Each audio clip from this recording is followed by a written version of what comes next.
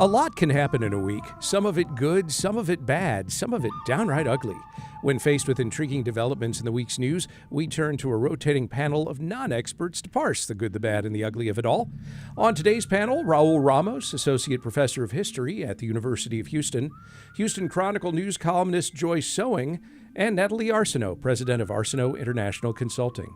Raúl, Joy, Natalie, welcome to Houston Matters. Hi, howdy. Good morning. Panel, we reached the end of an era this week as the U.S. Mint officially halted production of the penny. The 1 cent coins were first introduced way back in 1793, but as the years have gone on, they have become more expensive to produce. They actually cost nearly 4 cents per 1 cent penny to make. Upon halting production at the Mint in Philadelphia, U.S. Treasurer Brandon Beach remarked Wednesday, "We're going to save the taxpayers $56 million. Billions of pennies still remain in circulation and will remain legal tender, though some retailers are already telling customers they may not be able to provide exact change in cash transactions as the supply of pennies now starts to dwindle.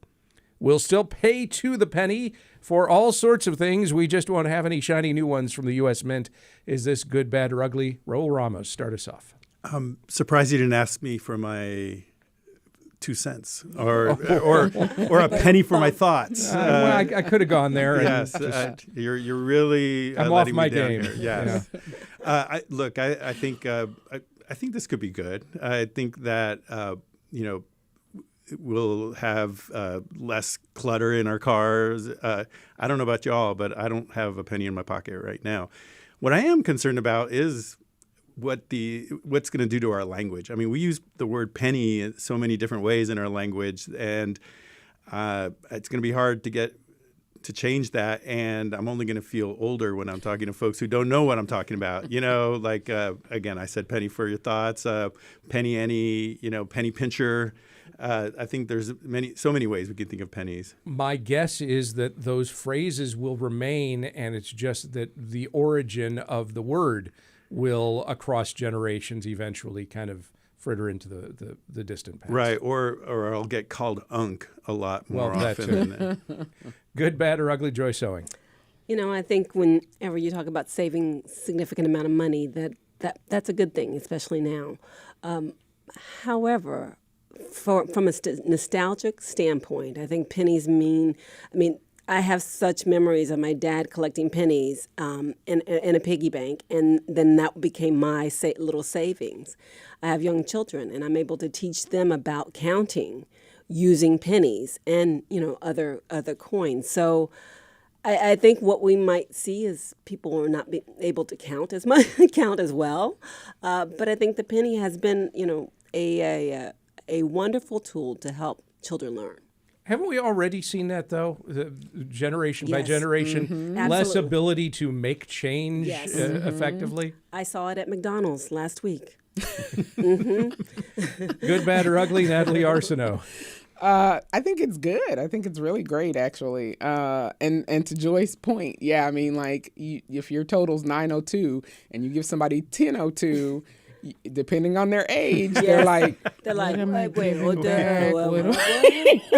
the one, divide by two. They don't even carry anymore. Yeah, I know, they don't carry anymore. Can you just tap? Just tap. That's what I tap. So I'm pretty soon, I think everyone who's nostalgic for the coin should probably start, again, I'm a change manager, so you should probably start to get your mindset in the space that there will be even less currency, not just coin, but even dollar bills in circulation as we continue to transition to more digital forms of payment.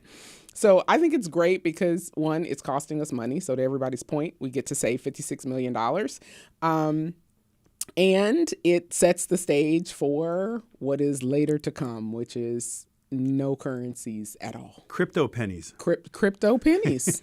Well, I am also curious, do you think we will reach a point when we simply won't break things down to the cent, and that nickels, like 5 cent increments or 10 cent increments or dollars or what have you, will become the smallest form of currency? I honestly do. I think we'll end on zeros at the end of everything, right? And I actually think this is an opportunity for retailers when it comes to philanthropic things, because now the rounding piece, right? So, some people have the round for a charity kind of thing. So now it makes it a little more appealing because you can't make change. And so while they're trying to figure out how to make change, maybe it's offering your customer, hey, instead of giving you back 87 cents, let's just round this to charity and we'll give it to charity on your behalf. And so if more retailers do that, then we also have a philanthropic.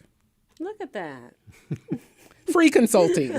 Free consulting Friday. I'm guessing gas stations won't be happy, though. What about They always like putting those nines and the 9 cents at the end. they actually break it down smaller than a cent, right? They do. So it could work. Yeah. Panel, the world's largest cruise ship is coming to Galveston in 2027. Royal Caribbean's Icon of the Seas features 20 decks, more than 20 dining venues, a giant water park, and capacity for 7,600 people. As the Houston Chronicle's Peter Warren reported this week, after spending some months based in Florida, the ginormous cruise ship will head to Galveston in preparation for 6, 7, and 8-day journeys from the Texas coast to the Caribbean, including stops in the Bahamas and Cozumel. The world's largest cruise ship will sail out of Galveston starting in 2027. Is this good, bad, or ugly? Joy. I think it's fantastic. I've been on cruises with my kids, and Royal Caribbean has an amazing ship and customer service and everything. So the experience has been tremendous for us. So the fact that we won't have to fly anywhere, we can just drive on down to Galveston and get on the world's largest cruise ship. I think that's pretty cool. Okay, good, bad, or ugly, Natalie? Yeah, I agree. I think it's great. For those, I just started cruising. Mm-hmm. Now I'm not getting on a cruise ship with 7,600 people, as you know, because I just me and germs. But I've cruised on smaller ships, which some of them are in the fleet of Norwegian, and so really cool. Mainly, what I think is really exciting about it, aside from it being drivable, is that the economy in Galveston is about to be amplified quite significantly, because now you have people who are coming from Dallas and Austin and all over to get on this, what is now, again, the world's largest cruise ship. And so you think about 7,600 people descending on Galveston who need to eat, need a place to stay overnight, whatever the case may be. That's really great for their economy. So I'm excited for Galveston, because then that also trickles to Houston. There you go. Good, bad, or ugly, Raúl?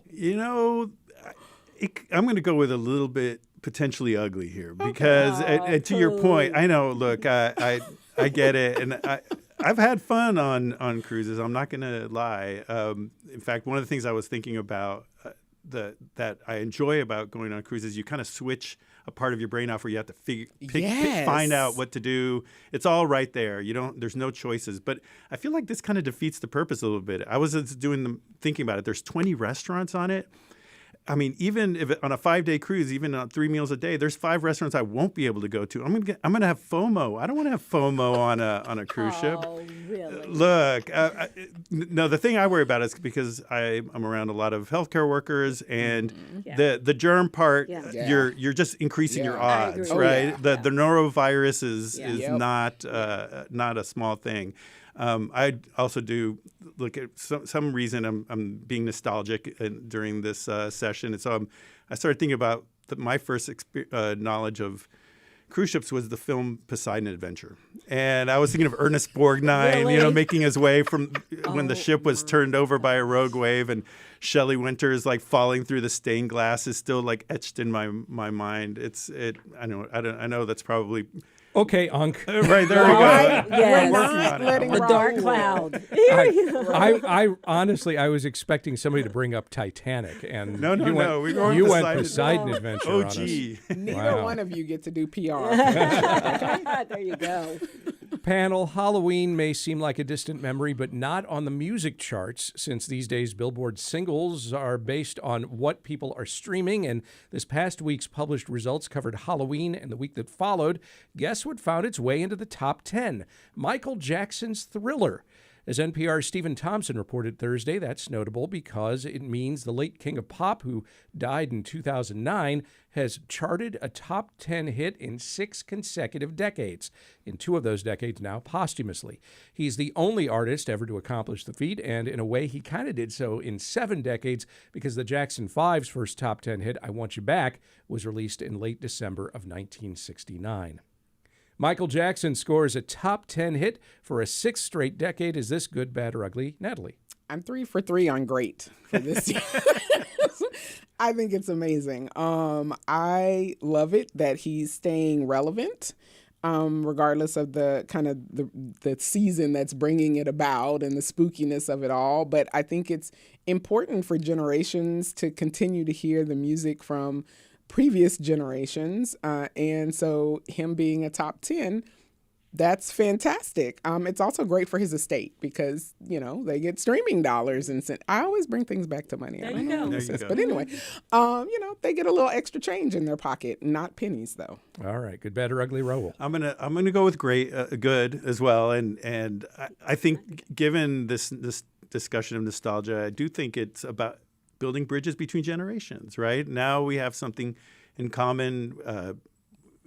I'm trying to work on not being unk all the time here, but what's interesting to me is how this artist and this music, and Thriller in particular, shows how the way we experience, consume or whatever you want to call music, has changed. I mean, Thriller was one of the first breakout music videos, right? And now we're talking about streaming music and how does streaming get counted as far as popularity? You usually have to choose a song to stream. Before we were counting, music played on the radio and how that got put on the radio. Was it people calling? Was it payola? Things are changing. The entire industry changes.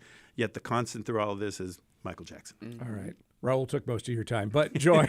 Okay, look, you're talking to a person who has dogs named Tina Turner and Prince. Oh, there you go. So I am all for this. I think it's amazing. I was a Michael Jackson fan, and the fact that my kids get to continue to listen to the music, learn the Thriller choreography, which is unbelievable, and it continues for generations, and I think that's important, and that's what music is about.